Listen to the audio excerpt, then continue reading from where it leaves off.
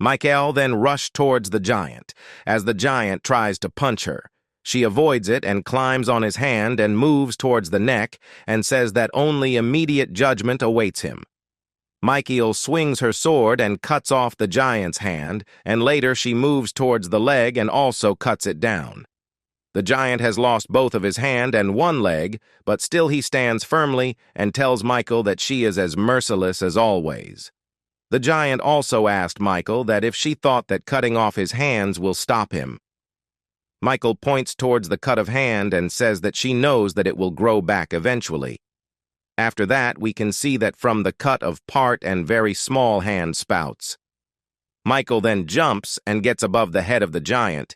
She then strikes the head of the giant. The attack was so powerful that the ground beneath the giant breaks, and he falls in the crack. Now, as the giant is gone, Michael looks at the blue dragon, as she will have to deal with it next. As she looks at the blue dragon, she sees that Ji-hyuk is standing in front of the dragon, showing his back, and the dragon is attacking with its flame breath. The flame covers Ji-hyuk, but he didn't budge a bit.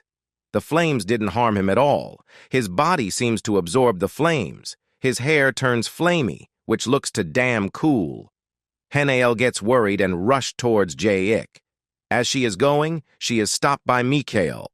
Michael asked her that, what is she so worried about, as her friend is the apex hybrid and he really has the talent of increasing his awakening levels in an instant. As the flame covers Ji-hyuk, he gets his reawakening. The dragon gets scared to see this scenery. As the awakening is complete, Ji-hyuk gets angry and he rushed to attack the dragon. He punched the dragon right on the head, and the dragon's head gets slammed on the ground hard. The dragon head gets a huge bump on where Ji-hyuk's punch landed. After dealing with the dragon, Ji-hyuk says that he didn't need the justice within him anymore, so he pierced his chest and takes the spearhead out. He then gives it to Michael, and she tells Ji-hyuk that why didn't he extract the spearhead from his body, as it would help him change, and it also has immense power. As Michael holds the spearhead, it turns into a full-fledged spear. She then reads the memories of the spear after reading that she looks at Ji-hyuk and asked him if he is the son of Seraphim. She also tells that she have met Seraphim before, and it seems like when justice entered Ji-hyuk's body and the demons were released from hell, his mother was also released at the same time. She then starts to tell them about the past when she met Seraphim. This is the incident when Seraphim is pregnant and she has been dismissed from her archangel rank. Michael says that though they never fought together, as archangels, their paths crossed often. When Seraphim had a child, she had to endure many trials and hardships. Everybody curses her for conceived a devil's seed. When Michael and Seraphim were talking, Seraphim tells her that no matter what others say, she will give birth to this children, as she never once regretted having this child. Michael then asked her about Baal, who is the father of Ji-hyuk. Hearing Baal's name, Seraphim gets angry and says that she regret very, very much letting that bastard disappear. Seraphim then asked Michael that how is her investigation going, as she is the one who is assigned to find Baal. After saying this, Seraphim gets away, cursing Baal. Michael tells Ji-hyuk that for some reason, the highest council did not stop Seraphim's childbirth, and that's how he was born. However, Seraphim's treatment after she gave birth to Ji-hyuk changed drastically, since this was a very significant event that could lead to the birth of an apex hybrid. As soon as they got the apex hybrid baby, the highest council decided to imprison Seraphim in the bottomless pit of hell, putting down the greatest punishment of all, the creation of life from an inappropriate relationship. No matter how much Michael pursued justice, she thought, Seraphim's punishment was a bit unfair, but as an archangel, she could not simply express her true feelings like that because she know that once she start making an exception, she can't execute any judgment properly. After hearing her, Ji-hyuk says that he could feel it clearly when justice was inside him. He understand Michael's duty as an archangel. He could feel it if only for a moment. Ji-hyuk then asked her that what happened to him when he was a baddie. The highest council decided to abandon the child taken after sentencing Seraphim. That abandoned child that was sent and grew up in the human world, that's you, Michael replies. Ji-hyuk says that he has never thought of himself as abandoned since he has good parents who raised him well. He has never seen his biological parents, but they don't seem to be of much significance in his life. As he is talking, he suddenly remembers something, and he panics and asked Michael about the time and says that he need to get back quickly. Michael asked him that why is he in a rush. Ji-hyuk shouts that he has to go to school. Why do you need to go to school? Michael asked. Haniel replies that in the human world, if you don't attend school, you're not treated as a person. After that, Ji-hyuk starts to run in panic as he thinks that he will be late and miss his attendance. As Ji-hyuk is going, Michael tells him that Lucifer will for sure come looking for him again. So in that case, Ji-hyuk's habitat becomes the most important place for her to stake out. Ji-hyuk didn't understand it, so he asked her that what she means. After that in school, we can see Michael also gets admitted in Ji-hyuk's school, and she is also in Ji-hyuk's class. She introduces her to the classroom and tells everyone to call her Micha. Ji-hyuk and Haniel is sitting there, and Ji-hyuk tells that he feels that this would happen. After that, Micha chooses to sit behind Ji-hyuk. As she is about to sit there, Ji-hyuk tells her that it's Scalpel's seat. She tells Ji-hyuk that Scalpel is probably going to be away for a while as he is chasing after Lucifer. Later, we can see Scalpel and Lucifer roaming around in mountains. Lucifer thanks Scalpel for saving his life. He also asked Scalpel that why did he bring him in this snowy mountain. Scalpel says that this is Mount Meru, and it is the border area between heaven and hell, making it difficult to track. Scalpel then asked Lucifer that if he is really the mighty Lucifer that he admired. As during his fight with Michael he seemed too cautious, or perhaps he has lost his strength. And if that's the case, then he might not be the Lucifer he thought he was. Hearing this, Lucifer looks at Scalpel with his big black eyes and asked him that do he looks weak enough for him to distrust him? Saying this, Lucifer moves his hand and a huge explosion occurs, which melts all the snows and flattens the peak. Scalpel sees this and gets amazed. While controlling the fire, Lucifer tells Scalpel that the truth is his power is tied up elsewhere, so he can only show this much. The power he need to reclaim is bound to the condition of bringing an equivalent power in exchange. So he thought about it. If he were to bring a power that was much more powerful than his, and when he go to reclaim his power, wouldn't he can get the same power as the one he is bringing in? So that's why he need the apex hybrid. Lucifer tells Scalpel to help him more assuredly.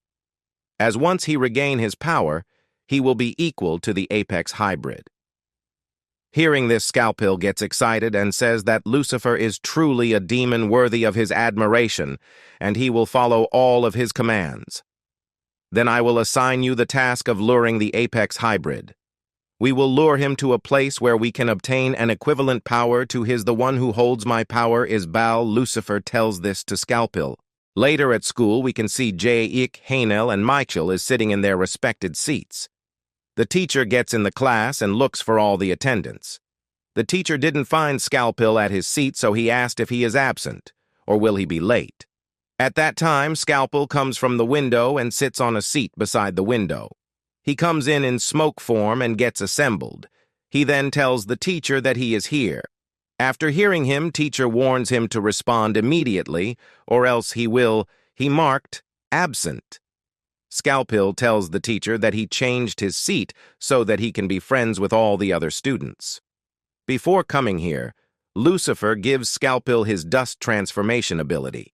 Lucifer tells Scalpel to use this ability to hide and bring Ji-hyuk to him.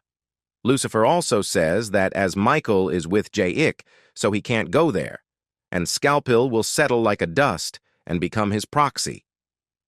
Hearing this, Scalpel tells Lucifer not to worry as he will grasp this opportunity. Scalpel then looks at Ji-hyuk and says that he is embarking on a new mission for the sake of his idol. The teacher then looks for Evie student, but he cannot find Azrael, so he asked if Azrael is not coming toady. At that time, a voice outside the room comes saying, "Yes, coming." This makes Mikhail, Ji-hyuk, and Haniel shocked. After that, Azrael gets in and asked for forgiveness. He tells teacher that mixed up the address, so he gets late. After saying that, he pulls his chair to take his seat. Michael finds this Azrael a bit unusual. Haniel also feels the same. Azrael sits and says hello to his friends. Haniel finds that his speaking manner is also different. Scalpel, who is holding the gauge meter of Azrael, check it and sees that it still indicates red, which means Azrael should still be in hell. Scalpel dodges that this Azrael is not the real one. The fraud. Azrael looks at Scalpel and smiles while saying hello to him. Later at the hell, we can see the real Azrael, who is hanging on a cliff. The demon is also holding Azrael's leg, and he wants to drag Azrael to the bottom pits of hell. Azrael takes his pistol and points it at the demon and shoots him. Upon getting hit, the demon falls. But as he refused to go alone, he launched a last attack to take Azrael with him. Some tentacles emerges from the demon's body and attacks Azrael. Azrael jumps and uses his wings to fly around. Avoiding all the tentacles, Azrael rushed towards the demon, and upon getting closer, he, aging, shoots him with his pistol. The demon then falls in the lava, and Azrael safely lands on a rock. After that, we can see in heaven a person who looks like Azrael is standing in front of some statues.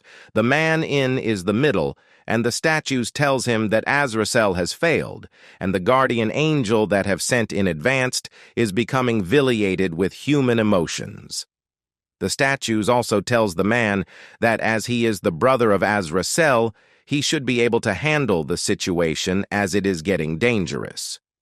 The man is Azrael's twin brother named Azrael, and he is an archangel commander. The statues also says that someone must take responsibility for this entire plan, and the one who initiated the plan must take said responsibility. Azrael then says that that's too rash of a judgment. They should be looking at the bigger picture. Ji-hyuk's not even showing awakening progress to the extent needed so that they could call him an apex hybrid. Therefore, his plan is still in the initial stages. Hearing this, the statue says that deceptive behavior is unacceptable, and the Archangel legend must always be prepared for a crisis.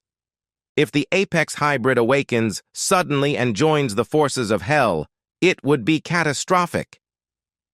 So, what responsibilities do you want me to assume? Azrael asked. The statue's replies to bring Ji-hyuk to heaven at all costs.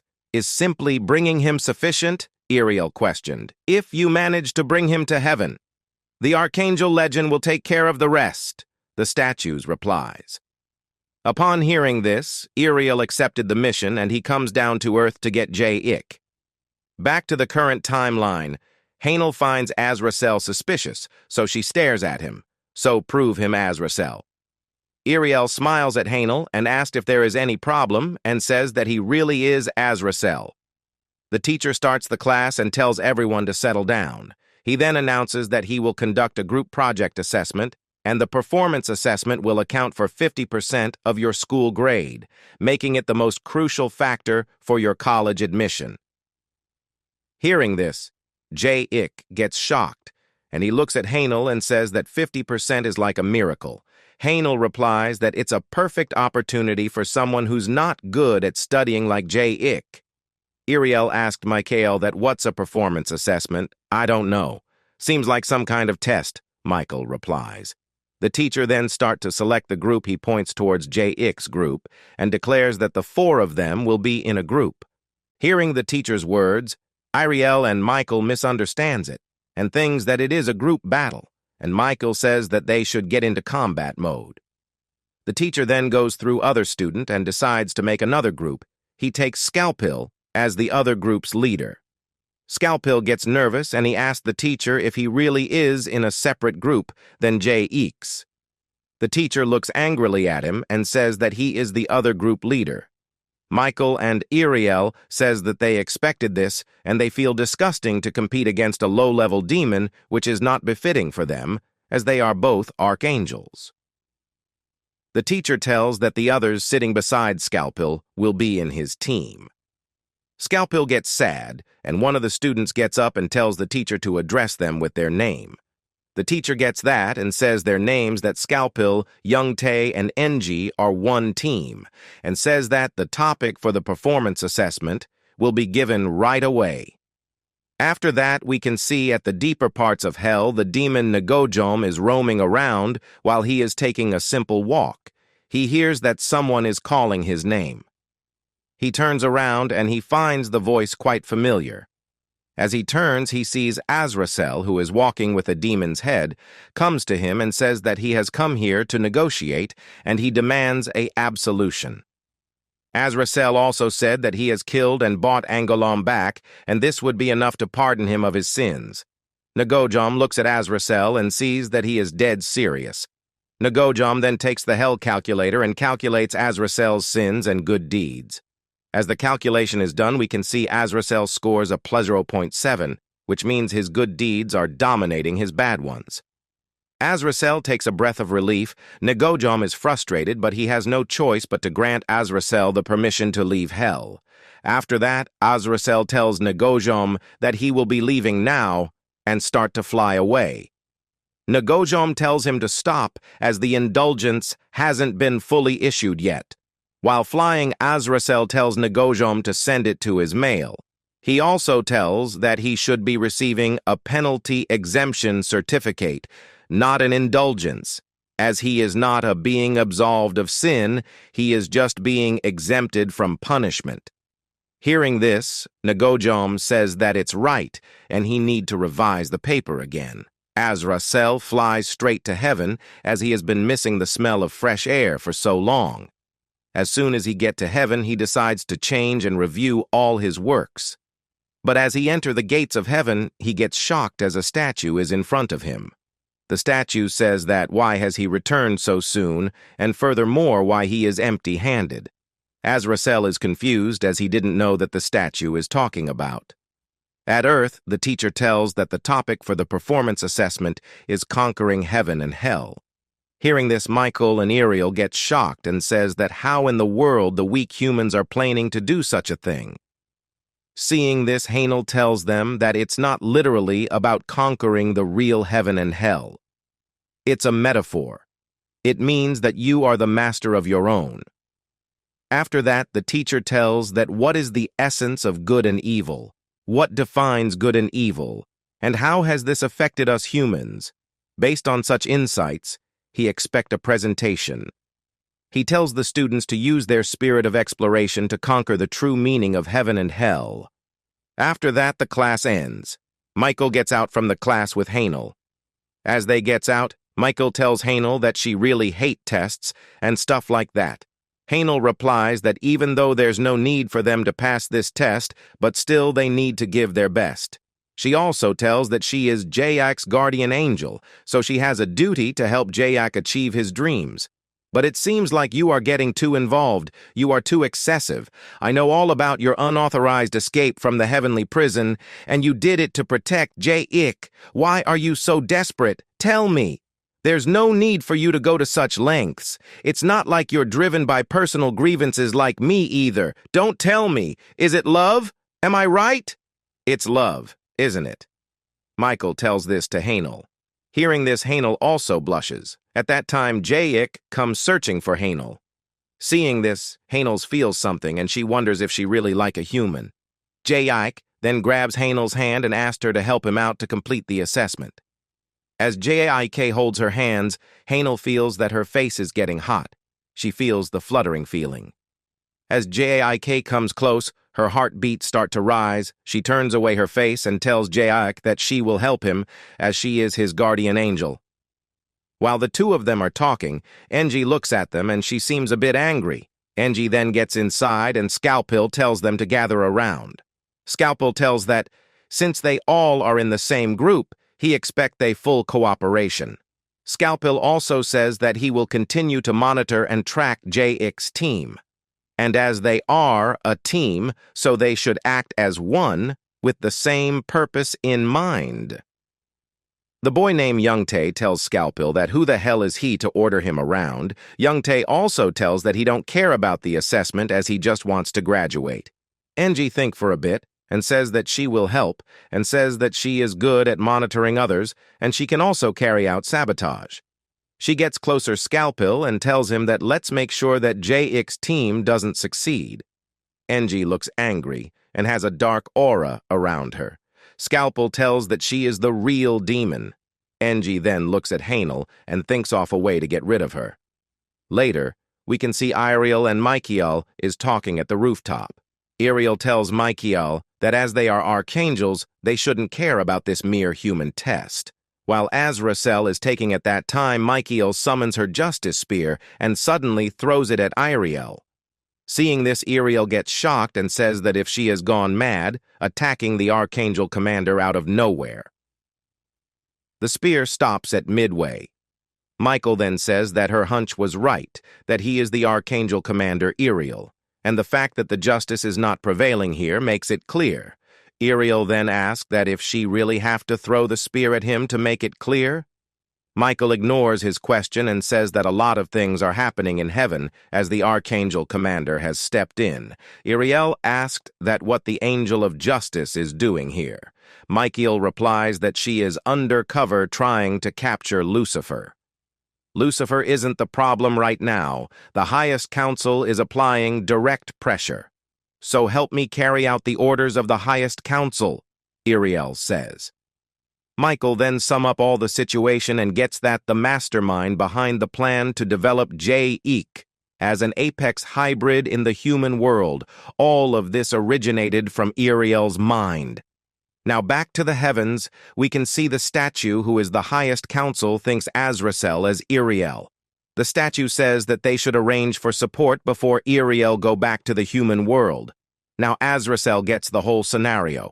The statue says that they didn't think it was a good strategy to send Azrael alone to bring back the apex hybrid from the start. Therefore, the highest council has decided to provide him with a formidable army, and the throne has confirmed to be created for him, the Archangel Commander himself. Azrael looks at the throne and thinks that it's impressive. He then gets up and sits on it and gives a sinister look and commands the heavenly army to go down on earth and start their task by taking down Azrael. The Archangel Commander's throne holds the position akin to being the king of heaven. Actually, Azrael always wanted this position. Even though they are twins, his older brother Azrael inherited the direct bloodline and ascended to the position of Archangel without any issues. However, there was only one throne. Azrael did his best to pretend not to care and lived on. He even went to hell and played chess with the demons. He thought a free life was better than one bound to the throne. However, ever since his brother had taken the throne, he was constantly tightening the noose around Azrael. Azrael summoned Azrael whenever and wherever he was needed. In the past, they had a chat. Azrael, while sitting on the throne, informed Azrael that even if he is his brother, committing to corruption cannot be tolerated by the heavens. He informed that such actions degrade the dignity of angels. Azrael replied that since he has no throne to protect, he has no reason to uphold such dignity. After hearing this, Azrael said that he will have to demote Azrael to a third-grade fallen angel and enforce stricter constraints on him. After that, a series of endless missions quickly followed. Like he was ordered to capture more demons, conquer the third region of hell. Even some trifle matters like bringing the remote control and even scrubbing his brother's back. Countless quests appeared for Azrael until one day he was ordered to descend to the human world to assist in the awakening of the apex hybrid and bring him to heaven, even though he had been tasked with assisting in the awakening of the apex hybrid. But presently, he is sitting on the throne and giving orders, and he treats it as the perfect opportunity to seize Azrael's power. Deploy the heavenly army to seal Azrael. No, Azrael on earth, he shouts as he orders. But in the end, he finds himself dumbfounded as the higher-up angels don't listen to any of his demands. The angels order him to bring the Apex hybrid himself. They told him to stop joking around. Azrael thought that disguising himself as Ariel will be beneficial, but he is still facing the same problems like when he was Azrael. They even harshly told him to shut up and to carry the mission given to him properly. On Earth, Ji-hyuk is flying towards his house and lands into his home by breaking the window. His stepmom asked him why he didn't come through the front door. On the contrary, Ji-hyuk's stepfather feels upset because a perfectly good window is now broken. Ji-hyuk replies that his landing control is still quite bad. While sitting on the chair, he announces that he has something important to discuss with both of his parents. Both of his parents seem confused. He declares that as he has already blown his academic record, so he is just gonna give up on it. He will give everything he has into the performance evaluation. "Did you call out your mom and me for such nonsense?" his dad asks. He says that they didn't even have a coupon, but they still ordered premium chicken for Ji-hyuk. His mom counters by saying this is not nonsense, because right now this is the most important thing for Ji-hyuk. Why not just accept the destiny of an Apex hybrid and go to heaven instead of all this? His dad questions and tells him to think about it while eating the chicken. "Honey!" Ji-hyuk's mom shouts furiously after hearing this. His mom says that no matter what, Ji-hyuk's opinion is what matters the most. So she suggests to him not to listen to his dad and to do whatever makes him happy. After that, both of them leave Ji-hyuk in the dining room. It makes him sad as he looks sadly at the chicken and says that in truth, he just wanted to state that even if he got to meet his real mom and dad, these guys will remain as his parents. He just wanted to talk to them about it, but he can't. In the next moment, both Michael and Ariel, disguised as Azrael, are sitting in a room inside a karaoke bar named the Mana Coin Karaoke, and Ariel receives a call from Ji-hyuk's father. His father reports that convincing Ji-hyuk is proving more difficult than expected. "Isn't it because you're not persuasive enough?" Ariel asks, as he tries to blame the low-ranking angel. Ji-hyuk's dad justifies it by saying that it's not his fault because he even used the premium chicken dinner card. Ariel compliments the angel by saying that it's impressive for him to use these tricks, but in the end, he gets surprised to see that Ji-hyuk was not even swayed by it at all. "Could you bring him out now? As in him having a talk with his dad?" Ariel asks. The angel asks whether he should bring Ji-hyuk right now. And then he notices that Ji-hyuk's mom is talking in a call. He goes near the side of the door to listen to what she is talking about. He listens that she is reporting to hell. He says that she was acting all high and mighty, pretending to be on Ji-hyuk's side. So he thought that she was trying to be a real mom for a moment. But ultimately, he sees now that this is just a mission from hell for her. He thinks that in that case, he will have to carry out his mission too, as he can't fall behind compared to that demon. He tells Ariel that he will take a chance and try to bring Ji-hyuk out. After that, he enters Ji-hyuk's room and asks whether he is studying. Ji-hyuk replies that he is researching for the performance evaluation without knowing a thing about it. His dad says that studying must be hard on him, so he suggests him to take a break by going to karaoke with his dad. Ji-hyuk glares at his father and states that he has only been studying for less than an hour. His dad quickly apologizes for disturbing. But Ji-hyuk conveys that starting to work on the presentation is half the battle, so half of the work is already done. So, he might as well take a quick break and agrees to go to the karaoke. Meanwhile, at Ji-hyuk's home, his mom is still talking with the demons. How is the subject of observation? Does the Apex hybrid have enough potential yet? The demon asks. Demoniac replies by saying, not at all. Ji-hyuk is just like an ordinary human because he's focused on studying right now, just like any other human his age. So, in her opinion, The legends of the apex hybrid seems to be exaggerated. The demon replies that he got the gist of it, so he will end the communication. At hell, another demon asks what demoniac said. To the demon who was in call with demoniac, the demon replies that they should never trust demons like her that easily, and it seems that demoniac, while in her role as the mother, was contaminated by human emotions. The other demon adds that it's most likely that so-called motherly instinct and love is indeed the most vile of emotions. Moreover, it seems she's deceiving herself about being the real mother, and if that's the case, then new agents are needed urgently. Where can we find some fresh blood for the job? The demon with the spear on his back asks. The other demon replies that their most powerful agent that they had on standby is already dispatched to the human world. In the human world, both Ji-hyuk and his father are already out and are heading towards the karaoke.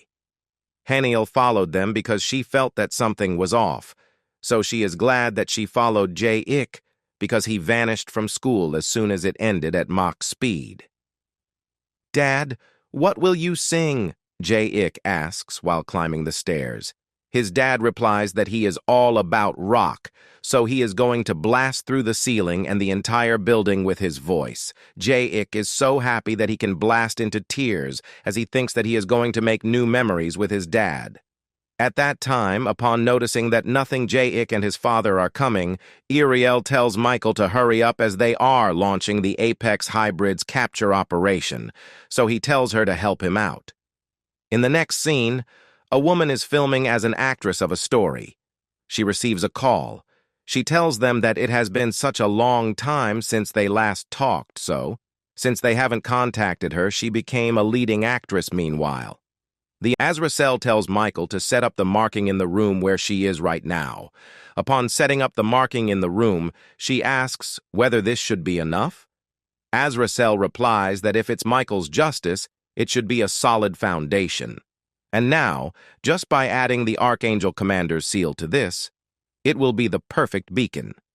He suggests that when it's the right time, they will request for the absorption light.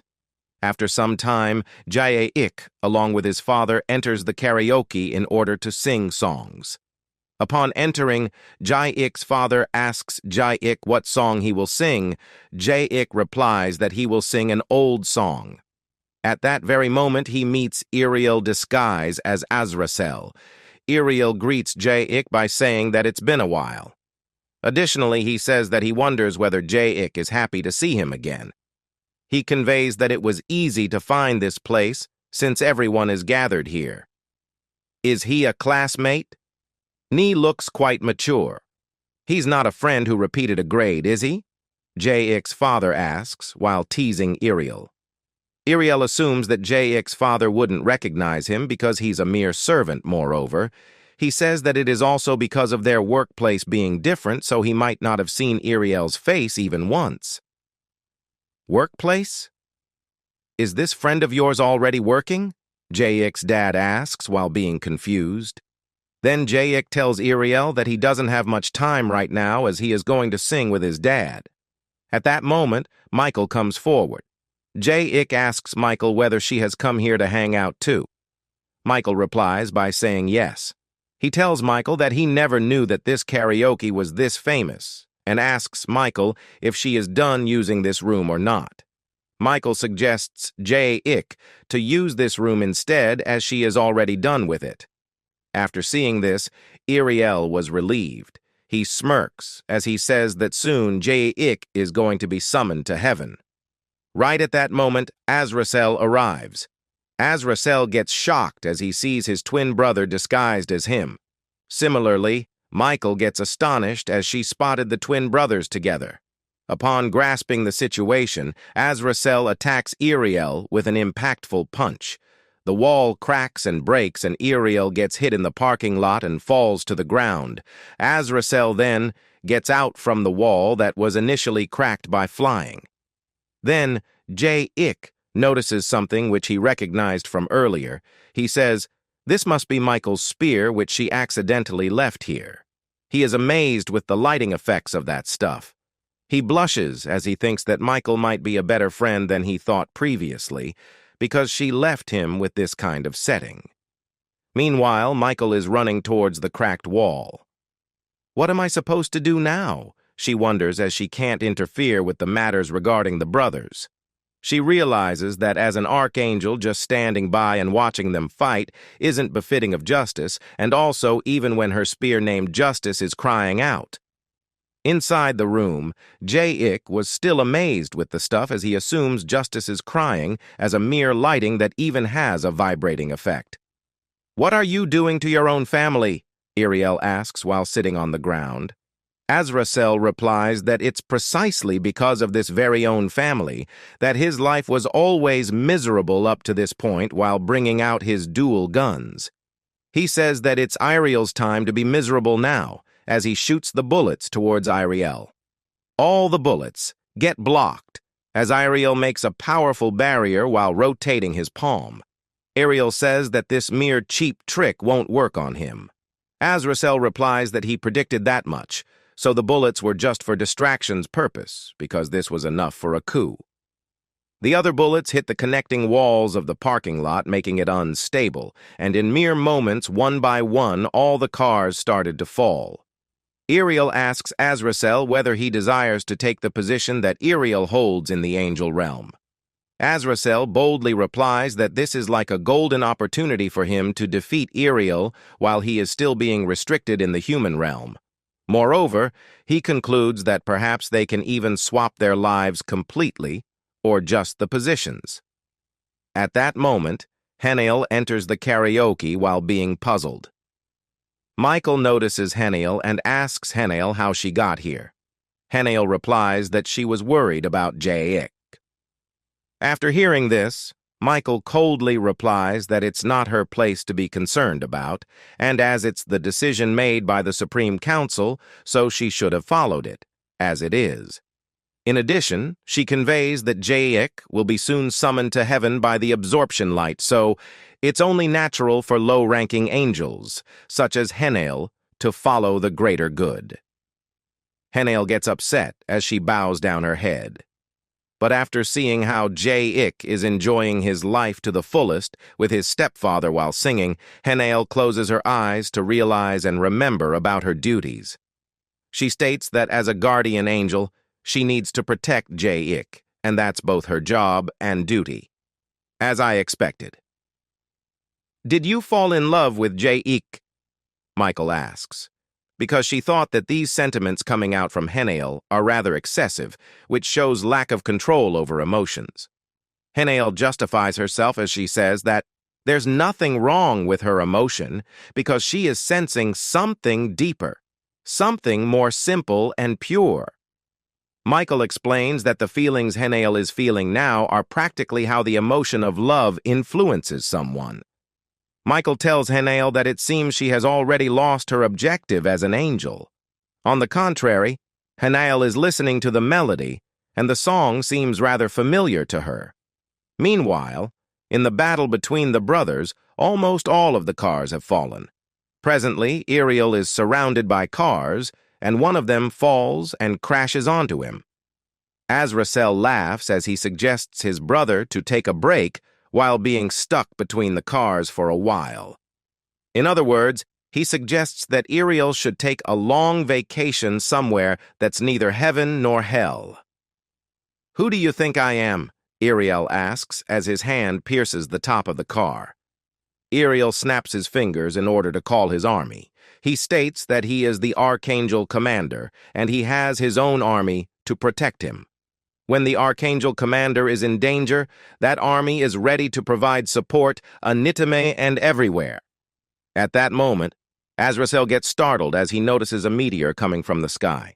Currently, Haniel is reminiscing about the time when she was an intern angel. Now, have all of the interns gathered here?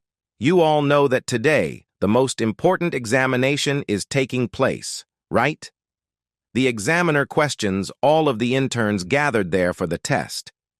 He concludes that this test's results will affect their overall performance evaluation. "Intern Haniel, are you present?" the examiner shouts. Haniel replies by saying yes. The examiner tells Haniel to listen to the sound of the prayers, just like how they practiced. Haniel starts to listen to the prayers made by the people of Earth. I hope this coin will make me rich. I hope she will accept my confession. I wish the stock hits a jackpot. Please let this exam go smoothly. Please give me this. Give me that too. Buy me something delicious. Give me some money. There were various requests like these. Haniel gets a bit upset as she thinks that there are still people who are making wishes like these. The examiner enlightens Haniel by saying that humans are bound to be selfish. They always depend on others to realize their desires, and that's why they need the intern angels. At that moment, Haniel heard the same melody, and the one who sang that song was none other than the younger Ji-hyuk from the past. Ji-hyuk, come here. What are you doing there? Ji-hyuk's mom asks. His father tells him that they have to go home before dark. Ji-hyuk tells them to wait for a minute. After that, Ji-hyuk shouts while seeing up in the sky that today, in his English class, he learned a new song, and if there really are angels, he wants them to hear this song and grant his wish. After hearing this, Haniel smiles as she finally decides to help this kid because out of all of the wishes that she heard, Ji-hyuk's one is definitely the purest one. The examiner agrees to Haniel's request. He says that he will put that into practice, and he gives her a time limit of 5 minds to complete her job. Haniel transcends to the human. Hello, little boy. What do you want to wish for? Haniel asks, after appearing in front of Ji-hyuk. Are you really an angel? You're not just some cartoon, right? He questions, as he is still being confused. Haniel replies that he sure has a lot of doubts as a kid. Ji-hyuk states that he only has one wish. He says while smiling that, since the people have already cut his hair into a bowl cut, he wishes to live happily with both of his dad and mom. Moreover, he also wants them to stop fighting all the time. Haniel, while making a happy countenance, tells Ji-hyuk that he is indeed a kind child because most of the kids around his age usually only wish for themselves, for things like toys or games mostly too. Ji-hyuk justifies that his parents raised him well to the point that he doesn't need to wish for those kinds of things. He conveys that his life has been exciting so far. He tells her to look that he even has the legendary bowl-cut hairstyle, and because of this hairstyle, he has become the #1 most famous kid in his school. So he only wishes that both his mom and dad will live happier than him because there's still plenty of time for him to be happy in the future. At that time, an anonymous man comes into view who notices that the little kid is talking alone as he couldn't see the angel. After listening to all of Ji-hyuk's wishes, Haniel tells him that she will send him the blessing of happiness so that his family will surely live in happiness. And someday, if she becomes a guardian angel, she hopes she can be the guardian angel of someone as kind-hearted as him. Ji-hyuk can already feel the emotion of happiness running through him.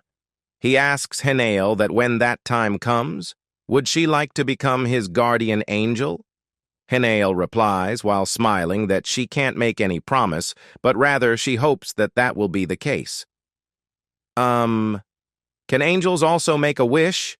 Ji-hyuk questions. Haniel answers that of course they can, but only when they really want that wish to come true. Thus, she wished to become Ji-hyuk's guardian angel that day, and presently she is overjoyed to see that her wish has finally come true. Meanwhile, in the battle, Azrael is firing pistols to stop the meteor, even though he knows that using these pistols to stop that thing is as if he is throwing eggs into a rock. It's literally a pistol versus a meteor, which can't even be compared with eggs and rock. In that case, he decides to face it directly because he must be strong enough to do that much. He flies towards the meteor like a bullet and smashes it into pieces. The shattered pieces fall onto the ground, and some of them also fall onto the cars. Not only were you pretending to be May, you even dared to confront me? Are you sure you can handle the judgment? Ariel asks furiously while lifting his hand, pointing at Azrael. Suddenly, lightning strikes and Azrael falls onto the ground due to the shock. Ariel flies and floats on the sky while telling Azrael that his position in heaven is nothing but a mere servant right now, and it's finally time now to sever their affectionate bond as a family, as both him and Ariel are nothing but separate individuals who bear different fates. "Michael, have the preparations been completed?" he asks while floating. Michael replies that it's located and perfectly on the target. Ariel snaps his finger while laughing as he says that he can complete this mission earlier than he thought. At that moment, many parallel coincident circles, radiating golden light, come out of the karaoke, which reach the sky while illuminating it.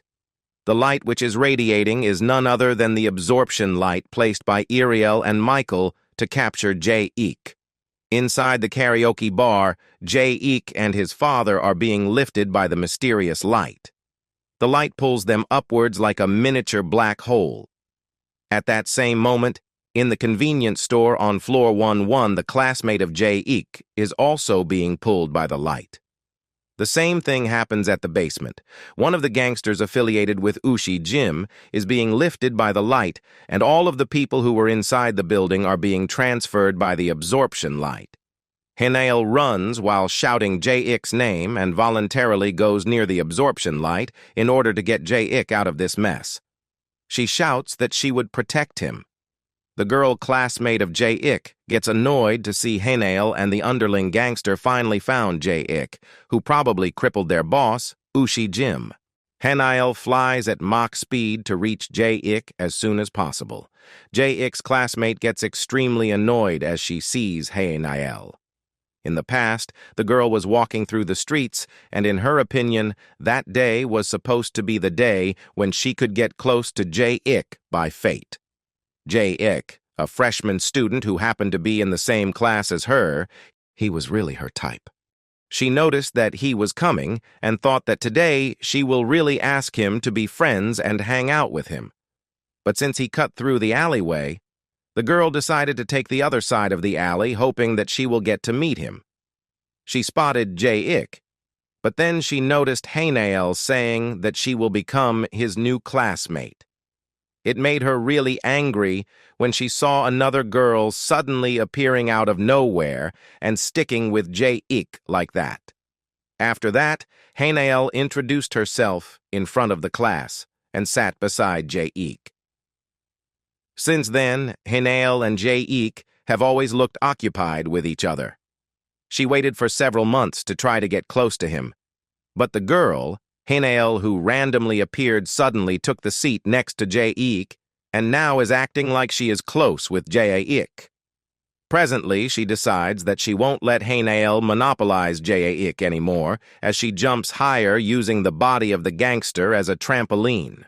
Meanwhile, Haniel catches Ji-hyuk from the back. She tells him that they have to get out of here and offers to help him. Ji-hyuk says that he thinks that it's impossible because the absorption power of this light is too strong that not even he can get out of here. Haniel replies that it's precisely why she will help him out. She pulls him backwards with all her might, but it doesn't seem to be working. At that moment, the girl in the pink jacket appears and grabs Ji-hyuk by the leg. She declares that she will be the one to save him, but the absorption light starts to work faster and pulls them quickly. Ji-hyuk shouts, telling both of them not to pull him from both above and below. Down on the ground, Ariel is praising and complimenting himself, saying that it's been a while since he has gotten a field mission, and to think he actually did such a good job is absolutely praiseworthy. He includes that if it wasn't for Azrael's interference, he would have done it more neatly. By the time he looks at his back, Azrael is already running towards him. Azrael collides with Ariel by saying that if he has failed, Ariel should fail too, and both of the twins enter the absorption light. Ariel shouts that if both of them go like this will bring their demise. Meanwhile, all of the people have been transferred to heaven. What's happening? "Dad, why are you lying in that state?" Ji-hyuk asks. The gangster grabs Ji-hyuk's head and lifts him up. The gangster asks whether he is lead Ji-hyuk, who crippled his brother Ushi-jim. Ji-hyuk replies that he has never crippled anyone while coughing. He says that Ushi-jim is someone who is like an angel, and since Ji-hyuk made him into a mess, he can't hold myself back. At that moment, the higher-up angels start to talk using the statues. The angels say that there are a lot of people who got caught, and it's rather unexpected. What the hell is that? It's scary. Have I died and gone to heaven? However, was I really a person who's supposed to go to heaven? The gangster asks while being puzzled. Both Azrael disguised as Azrael and the real Azrael make their entry. Azrael, so you've come yourself. Would you care to explain this situation right now? The angels ask as they demand to know the answer. Even the angels get confused to see that there are two Azraels. Azrael announces to the Supreme Council that he is the real Azrael. Those statues are the Supreme Council? Why do they look shabbier than I expected? Haniel questions. Ji-hyuk's classmate states that they look more like speakers in the shape of statues with a clear sound output. The Supreme Council angels say that this is not important to them now. They just demand to know who is the apex hybrid among them. Upon grasping the situation, Haniel shouts, telling them that there is no apex hybrid among them, and all the people here are just ordinary humans who tried their best to live their life. On the contrary, this speech of Haniel makes him believe that people who tried their best to live go to heaven. Then, the Supreme Council wants to know Haniel's identify. Haniel introduces herself as a lower-grade angel. The council informs that if she is a lower-grade angel, she shouldn't have any reason to be here. Haniel thinks that an angel should never lie. But this time, just once, she will do it for Ji-hyuk. She makes up a lie and says that she is currently on a special mission. As Azrael was looking at Ji-hyuk from the start, Haniel shouts that this kid is just an ordinary human. He has no strength nor wits. He's just a human without any spark in him, while pointing at Ji-hyuk. Ji-hyuk tells her to stop because her acting feels too real. Well then, should we give them a test? The Supreme Council asks. They announce that they will see who's the real apex hybrid. Will it be the one chosen by them, or will it be the one chosen by the archangel commanders in the arena that no one can escape? The chosen candidates, Ji-hyuk and the gangster, are standing inside the arena facing off against each other. It naturally turned into a row of seats. Is it the Wailing Wall? Azrael asks while both of the brothers are watching the match from above. Azrael replies that this will be the first big match in a long time after the fight of Seraphim versus Baal. The Supreme Council says that if what these Azraels said is true, then one of them must be the apex hybrid. The council declares that the last one standing in this inescapable arena will be regarded as the apex hybrid by them. The gangster smiles as he says that there's no reason for him to escape because he was going to find Ji-hyuk himself anyway, and to think Ji-hyuk would appear in front of him on his own 2 feet. It really makes him happy as the gangster gets ready for the fight. At that moment, Haniel shouts, telling Ji-hyuk that he should escape because it's a trap. Azrael speaks up, that both Ji-hyuk and his opponent will never be able to escape from that place until the fight ends, and there is no way to help Ji-hyuk now, since this is a duel that the Supreme Council is holding. Are you saying that those talking stones are the Supreme Council? Haniel questions. Azrael informs that although those statues look quite pathetic, their body alone can destroy the whole earth easily. That's how strong they are. With them here, this match will be the most sacred ceremony, and they will never let anyone interfere in this match. Azrael states that they are just the bystanders, seated here to witness Ji-hyuk be awakened as the apex hybrid while sitting comfortably. Azrael suggests them to watch this match where the outcome is already very obvious of who will be the winner. But once they know that Ji-hyuk is the apex hybrid, wouldn't they definitely take him with them? Haniel shouts. Both Azrael and Ariel sink when they answer that it's obvious that they would take Ji-hyuk because it was his destiny ever since he was born, LOL. Why are we so sickeningly compatible? Both of them think. They got along so well that it feels unpleasant to them. Look at her expression. She must think that she could save the whole world by herself, pretending to look cool alone without any conscience. Ha! Eunji! Ji-hyuk's classmate shouts while trying to seize Haniel's attention. On the contrary, Haniel uses telepathy to talk to Ji-hyuk. She begs him that he must hide his power, and he can't let them find out that he is the Apex hybrid. Meanwhile, without understanding the situation, she shouts from afar, telling Ji-hyuk to give his all in this fight. Ji-hyuk grasps that once he reveals his power, those statues will definitely lock their eyes on him. And once they find out about him, his ordinary life will be done for, though he realizes that his life hadn't been ordinary to begin with. The gangster rushes towards Ji-hyuk in order to punch him. He says that this is the punch of a real fight, and even before Ji-hyuk realizes, he would have turned into a monkfish. He states that he will make Ji-hyuk lie down next to his beloved brother Ushi-jim. As the gangster was about to punch, Ji-hyuk, due to his apex reflexes, changed his location swiftly, in mere moments. The opponent gets shocked as he can't perceive Ji-hyuk's movements.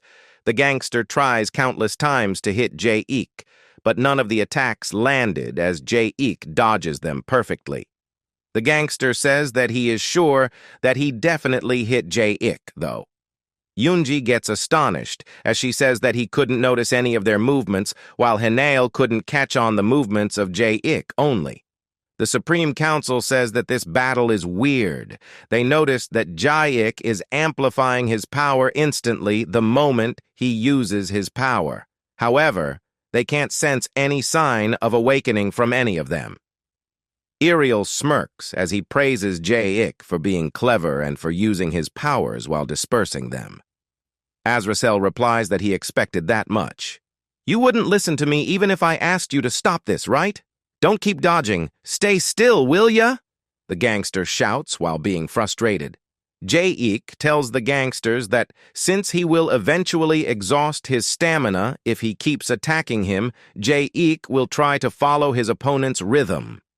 Ji-hyuk then realizes that if he keep instantly increasing his ability, the Supreme Council will probably notice. So he decides to use his skill, the time efficiency, and starts to move slowly. The twin brother notices that Ji-hyuk is using time control. Azrael explains that in the split of 10,000th of 1 second, Ji-hyuk will move quickly, and then he will use the time left to move slowly, so the statues won't notice. Ariel adds that it's an amazing cheating skill. The gangster says that Ji-hyuk is fast, and he guesses that the only one who'll be able to beat Ji-hyuk is Ushi-jim, and realizing this, his respect for Ushi-jim has increased one more time. Moreover, he says he has no other choice if his opponent is too powerful. So, he decides to show Ji-hyuk his hidden skill, which he hasn't used in such a long time. Suddenly, his speed increases as he says that people might mistake his name for a foreigner, but his real name is Hanma, which means when a person is within a Hanma, which means 1 yard, and within this limit, his fist can quickly reach that person. He smiles as he says that it's a shame that this time his fist definitely touched Ji-hyuk's hair. Haniel explains that Hanma was a measuring unit used in ancient times, and was about the width of an average person's outstretched arms. Yoonji replies that though it's ancient, her father still uses it. Hanma says after going through special training, he can also reach 2 yard, and this time he could also feel Ji-hyuk's clothes. Mabak then starts to attack Ji-hyuk several times. The Supreme Council says that Mabak's movements are surely befitting of a transcendental human class. But why can't I sense any sign of awakening from him? The councilman asks himself. He says that even with the resolution of their camera, he still can't see it, so it must be a frame drop problem. "Can you see it?" Azrael asks Ariel while standing. Ariel explains that in the eyes of ordinary people, Ji-hyuk would look like he's only dodging swiftly. However, with above-average vision, Ji-hyuk would look like he's taking a stroll around Hanma. The Supreme Council understands that at this rate, they won't be able to get any victor today, and in the end of the day, the victor is definitely the apex hybrid. So they declare that for the duel to progress further, they will reduce the area of the arena. As a result, the ground starts to shake and they hear many explosions as if it's a bombing attack. Hanma gets traumatized as he says that he doesn't want to be captured and he never fought anyone. Ariel says that the council is using a handicap match, so he guesses they learned a lesson from the previous match with Baal versus Seraphim. At that moment, Ji-hyuk's father wakes up, but not perfectly. He says that he realized that Ariel's voice seems familiar to him. "Excuse me, are you perhaps the person I had a conversation with?" Ji-hyuk's father asks. As Azrael again gets the chance to steal Ariel's identity, he introduces himself as Ariel, the Archangel Commander. Ji-hyuk's father apologizes that he couldn't recognize his excellency. Ariel shouts that he is the real one and tells the angel that he is apologizing to the wrong person. The Supreme Council declares that now that your opponent is within grasp, they should prove themselves. Hanma decides that now that there is only 1 yard, so with this much area left, he will do a sneak attack and charges straight at Ji-hyuk. He grabs Ji-hyuk from behind and pins him down with immense body power. He fully overpowers Ji-hyuk by grabbing his full body. Hanma states that finally, the right time has come to dominate his opponent. Hanma says that no one has ever gotten out of his hidden skill, and if he just puts in more strength, Ji-hyuk's spine will definitely crack. But in the next moment, he gets shocked to notice that rather than being nervous, Ji-hyuk is actually calm. He didn't even move slightly and in fact is looking more comfortable. Mabak uses his ultimate move, the spine breaker. He says that this is his killer move and he will be sending Ji-hyuk off soon. "What the hell? Are we really in a match? Why can I only feel his warmth?" Mabak asks while being puzzled. Ji-hyuk gets up along with Mabak while saying that he guesses that he can't keep playing like this any longer. Mabak then realizes that all this time Ji-hyuk has been playing with him. In the next moment, Ji-hyuk flies and reaches a position above the statues. He announces that he is indeed the apex hybrid, and if they want, he can also show them his awakening. He releases his extreme mana and starts awakening, and Mabak gets pushed back. The pressure inside the room increases as the awakening rate increases. As Mabak is falling, he grabs Ji-hyuk's legs to survive. "Wow, how high is the number that came out just now?" one of the members of the Supreme Council asks.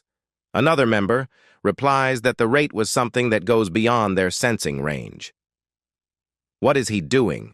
Exposing himself just like that?" Haniel asks while being worried. Ji-hyuk demands to the Supreme Council that they should now send back his comrades to where they were abducted. Moreover, he says that regarding the matter wherefore he was brought here, his answer is no. Haniel shouts from a far distance, telling Ji-hyuk that he is doing great by refusing them. The Supreme Council tries to persuade Ji-hyuk by saying that he is an asset that has been invested and managed by heaven. So it's only natural for him to return to heaven.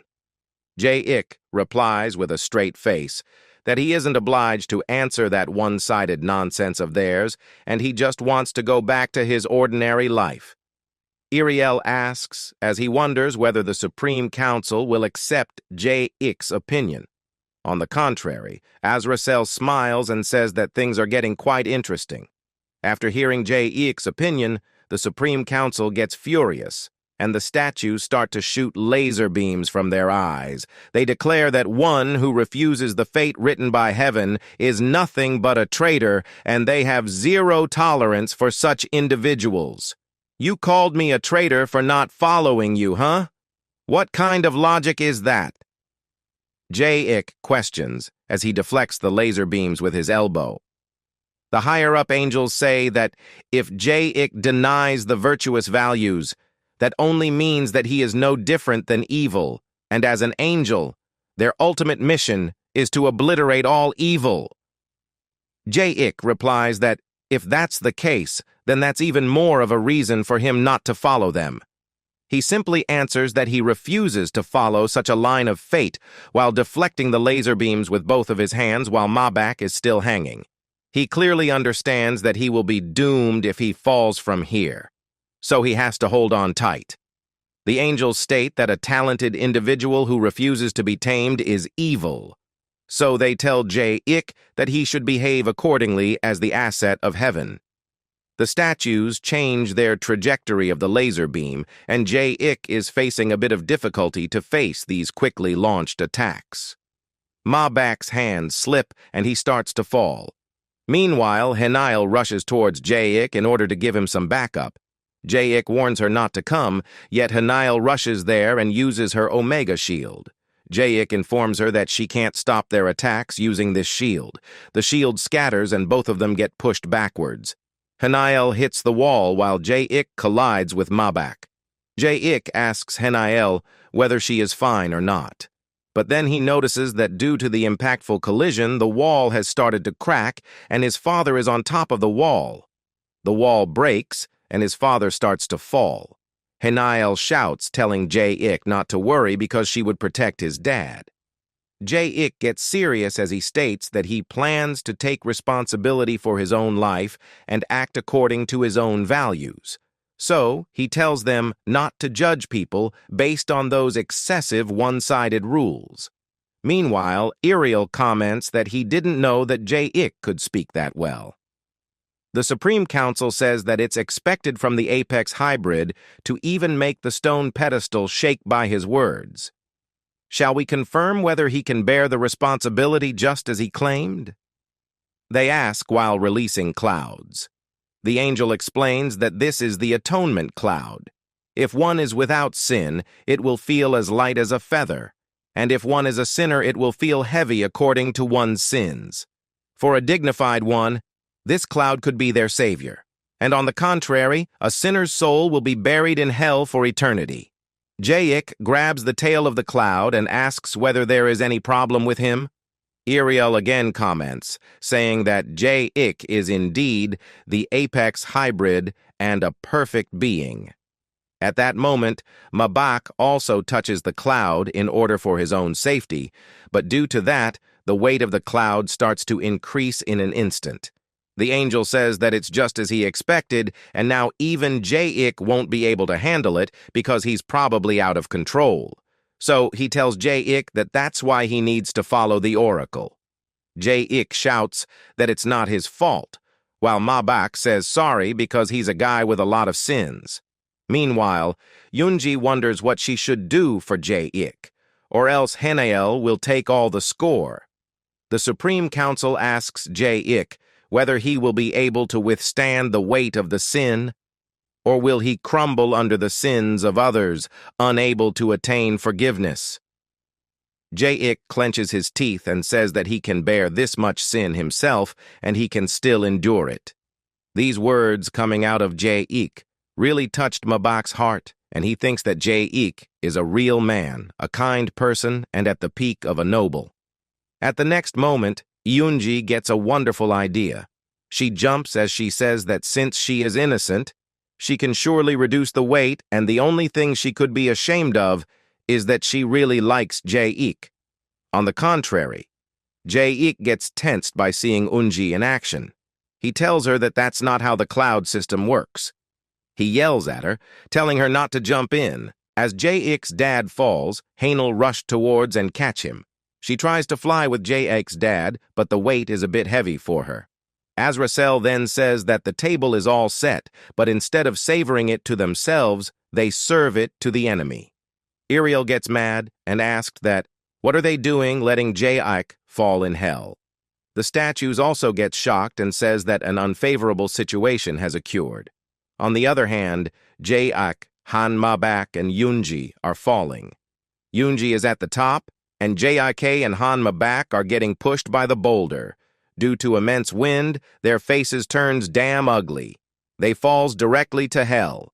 Ji-hyuk and Hanma back get smashed by the boulder, and Yoonji receives the after effect of the collision and fly away. Ji-hyuk uses his powers and throws the boulder away. At that time, the executioner king of death Des comes with his huge scythe. Des laugh at the guys in heaven as they are the ones who always blab about one's repentance or atonement. But the one who is actually giving the punishment is them. After that, he welcomes Ji-hyuk to hell and tries to shake hands with him and congratulates him for becoming the new member of hell. Des also says that there will be a welcoming ceremony and signing event not long after this. Ji-hyuk tells Des that he don't want this.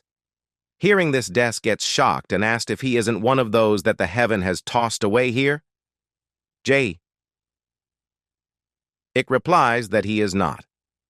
Behind Des, Han back is laying. He tells Des that although he went to both heaven and hell in just one day, but he is well aware that this is his righteous place. Hearing this, Des says that he don't need him and tells Han back to go back from where he came from. Des then float in the mid-air and says that this place is completely different from heaven and asks Ji-hyuk that if he had any condition that heaven couldn't accept. Ji-hyuk gets up and asks Des that if he also wants to keep him. Des replies that he wants Ji-hyuk to make the choice, as that way the heaven will suffer more. Des also tells Ji-hyuk to just speak, and he will make his revenge possible. He will provide Ji-hyuk with the strength so he can punish those who caused him suffering in heaven. Upon heeding this, Ji-hyuk shouts no and releases his energy and tells Des that it's not necessary, as if it's about revenge, he can do it on his own. Due to Ji-hyuk's energy, Des gets pushed back, and from the energy he gets, that Ji-hyuk is the apex hybrid, and this is the reason he become desperate to keep Ji-hyuk. Han gets closer to Ji-hyuk and tells him that they should stay here together, as the bad guys like them who like to beat people have to stay here. Han also tells that this place feels more ease. Hearing this, Ji-hyuk knocks out Han and tells him that he is not Lyle him and he don't want to be here. Getting hit, Maybach flies away and hits a spike rock. On the other side, we can see Yoonji is laying and she still didn't regain her consciousness. She slowly gets her senses and sit up holding her head. She then looks around and gets that she is in a cave. As she looks around, she hears a voice which says that if she is a lost puppy, and she looks cute. Hearing this, Yoonji turns and sees a dark-skinned, handsome guy. Seeing the guy, Yoonji's heart starts to pound like crazy.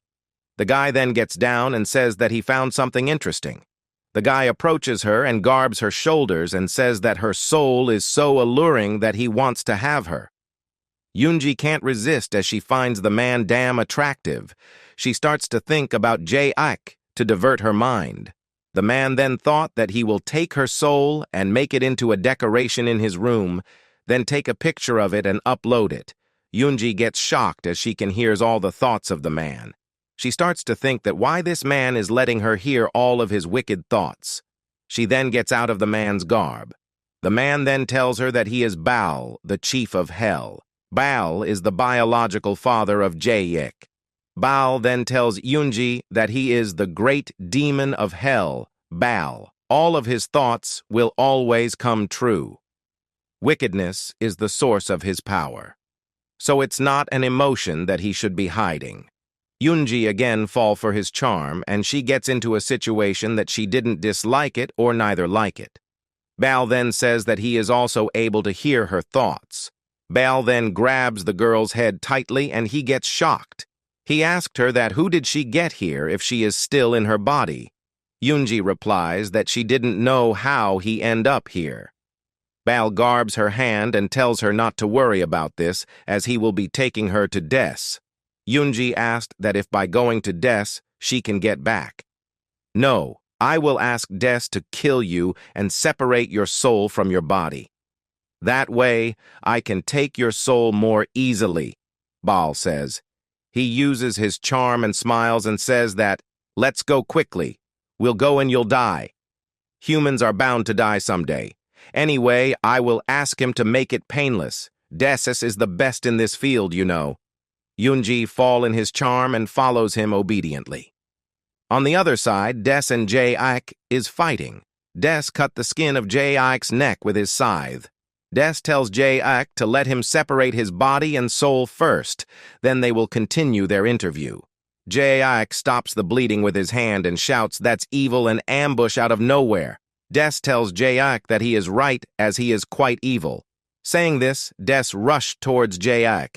He swing his scythe, but Ji-hyuk jumps to avoid it. As Ji-hyuk jumps, he feels that his body gets heavier than when he was in heaven. Ji-hyuk then garbs a spike and breaks it and gets down with it. Des looks at him and tells him not to worry as he will give him a painless death. Des then gathers his aura and swings his scythe. As he swing his scythe, a slash, beam move towards Ji-hyuk. Ji-hyuk stops it with the rock spike. Due to the impact, Ji-hyuk gets pushed back, and he gets on the edge of the cliff and under there is lava. The lava gets on Ji-hyuk's t-shirt. Ji-hyuk feel that this flame is much hotter than the flame on the surface. Des tells Ji-hyuk not to worry as the hell flame will burn his body instantly.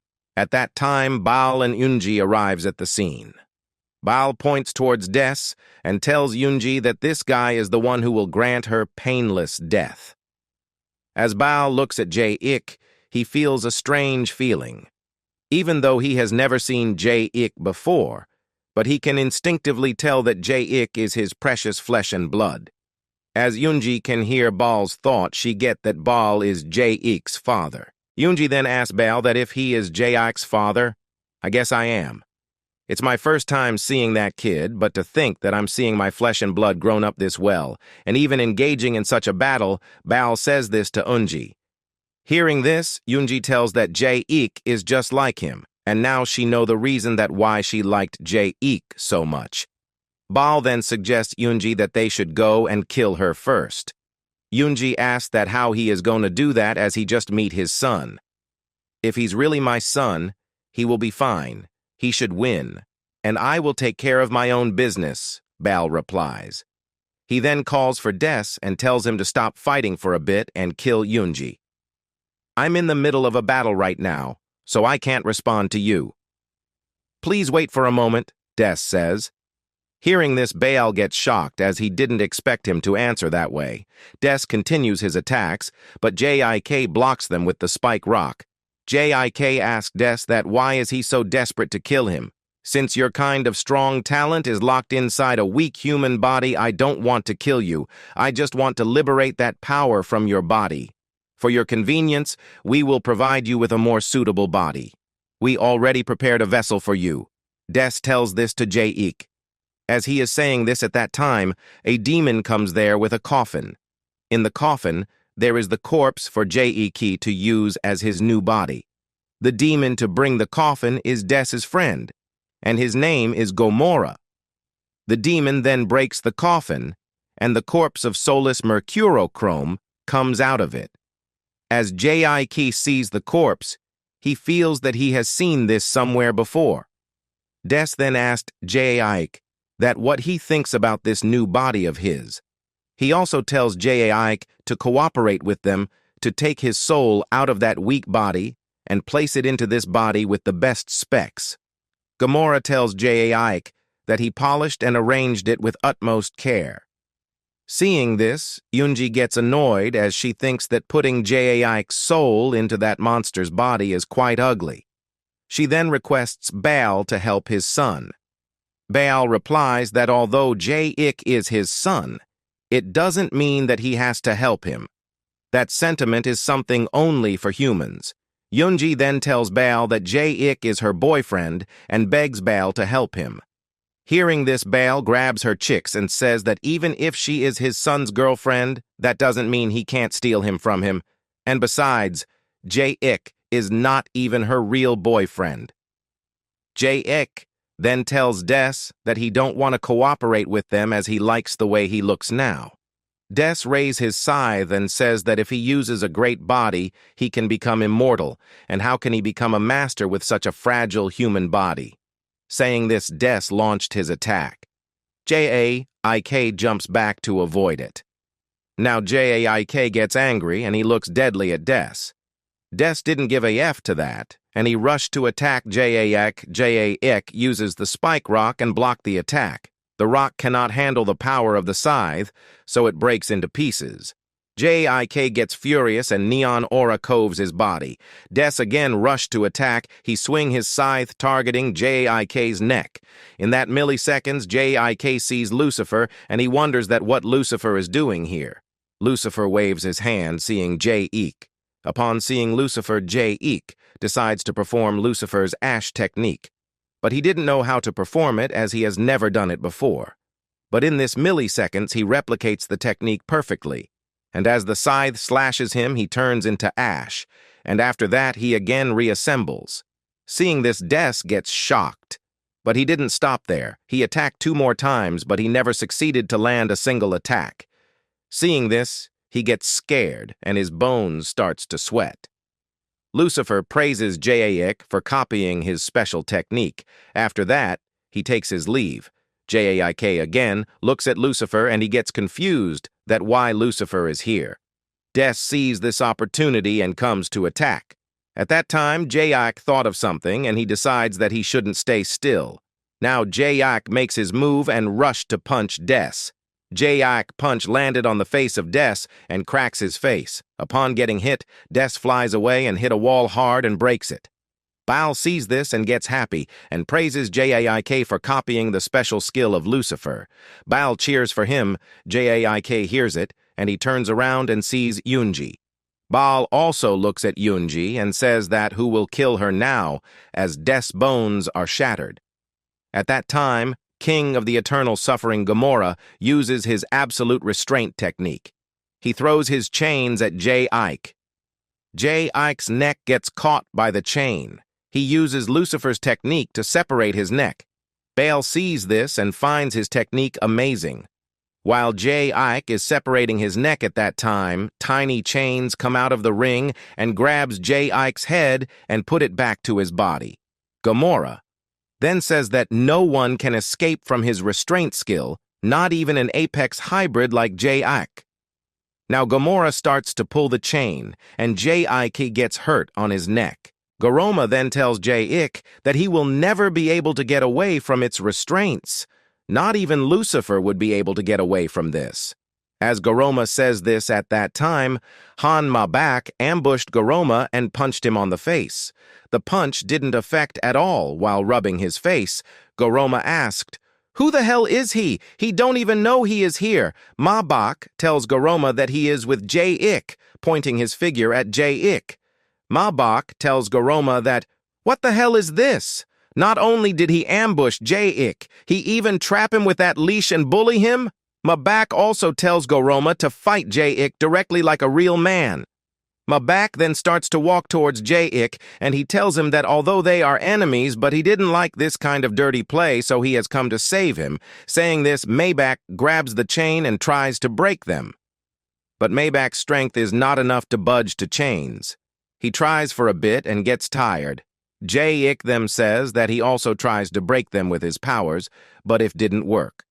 After that, Gomorrah seems angry, and he asks Ji-hyuk and Ma-bak that why they think that he is a man. Upon hearing this, the both of them gets nervous. "If you're not a man, then what are you?" Ji-hyuk asked. "Don't misunderstand. We, as the kings of hell, are simply genderless." Gomorrah replies. Gomorrah then starts to explain that we are hermaphrodites, so they can breed with themselves. Upon hearing this, Ji-hyuk and Ma-bak holds their ears with their hands and tells Gomorrah to stop. Gomorrah gets mad and says that how dare a lowly human like them cut him out while he is speaking. Gomorrah then attacks Ma-bak and tosses him out like a mosquito. Ma-bak hits a wall and he starts to bleed. The chains of Gomorrah wraps around him and holds him there. Gomorrah then looks at Ji-hyuk and says that now he welcomes Ji-hyuk for coming to the world of evil. Since he captured Ji-hyuk, He will be forever remembered as the one who caught the apex hybrid. Garoma then tells Ji-hyuk to stay still, as he will separate his soul from his body. Saying this, Garoma punched at Ji-hyuk's face, but this moves of his back fired as Ji-hyuk's face is much stronger than Garoma's hand. So as Garoma lands his punch, his hand gets completely shattered. Ma back. Then tells Garoma to use his left hand to punch Ji-hyuk and finish him off with his strongest blow. Ji-hyuk then asked Ma back that whose side is he? Garoma takes Ma back's advice, and he looks at his left hand. He then starts to gather his energy and concentrate all off it in his left hand and launches his strongest fatal blow. As Garoma's attack landed, a big explosion occurs like when a nucleus clashes with a high-pressure energy. Due to the explosion, Garoma ceased to exist. The explosion all bring changes to the infrastructure of hell. The ceiling starts to fall. Ma back also gets free from the chains, and he starts to fall towards the lava. The spike rocks are about to hit Bal and Yoonji. Seeing this, Bal pushed Yoonji to a kava so that she can be saved there. Emma back also somehow lands safely and takes shelter in a cave. As Ji-hyuk is standing still, the spikes breaks and fall on him. After a while, Bale and others get submerged under the rocks. Bale gets out frisked by using his powers. He then walks on the lava and goes towards Ji-hyuk and uses his powers to pull out Ji-hyuk from under the rubble. As Ji-hyuk is out, Bal tells Ji-hyuk that he is underestimating his strength. Upon hearing this, Ji-hyuk holds the leash on his neck and breaks it into pieces. He then asks Bal that if he is his biological father. "That's disappointing. You only realize now." "I know the moment I saw you," Bal says. Ji-hyuk then says that he don't have any memories of his birth, and while growing up, Bal were never a part of his life, so practically they are strangers. Bal then says that they may be related by blood, but from the moment they begin to exist as individuals, they are just completely different selves. Ji-hyuk also says that in his eyes, Bal is just one of the demons from hell. He has no feelings or whatsoever towards him. Saying this, Ji-hyuk starts to walk away. As Ji-hyuk is leaving, Bal says that he thought they will meet someday, but he didn't expect that the chance would come so soon. Bal tells Ji-hyuk that he is different from the apex hybrid that he imagined, but seeing him who's still developing feels nice too. Everything they said about the true evil or self-freedom, it was only to pressure you to join their side, so don't listen to them. I wish you get the freedom worthy of an apex hybrid and live a good life. Being the son of the great demon Bal shouldn't affect your life. However, as your father, shouldn't I give you, my son, a chance to grant you a wish at least once? Upon hearing this, Ji-hyuk tells Bal that he thought that he would to be a cold-blooded demon, but this is unexpected. Don't you find it interesting? I just want to try playing as a father at least once, Bal says. Ji-hyuk then asks that if anything is possible, Bal gets excited and says that if it is still within his capabilities, he will do anything within the authority of the great demon. Ji-hyuk then looks at Bal and is about to tell his wish.